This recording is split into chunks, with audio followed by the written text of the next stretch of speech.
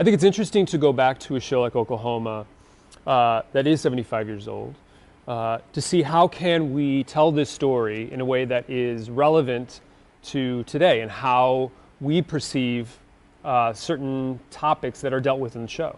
And that's been actually a very exciting challenge to kind of look at the script and see what's on the page and decide, okay, well, how do we adapt to this? How do we tell this story and honor the piece, and yet make it relevant to today's audiences? I think a great example of that in the show is Aunt Eller has a line about, come on, Curly, just grab her and kiss her, she wants it.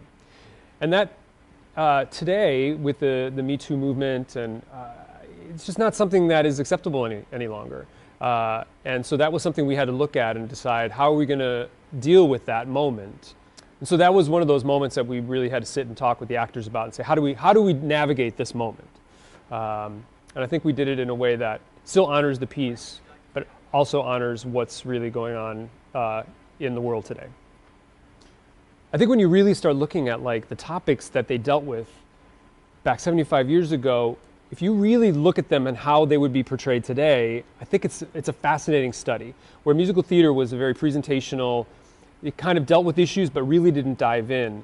And it's been a great challenge to dive into topics like mental health issues and suicide, abuse of women and sexual assault. They're all in the show, but they dealt with them in a very, very different way 75 years ago, and it's impossible to not look at the show now and ask the questions. So there are all these really deep-seated things that were built into the show 75 years ago that I'm hoping to kind of bring out with today's eyes.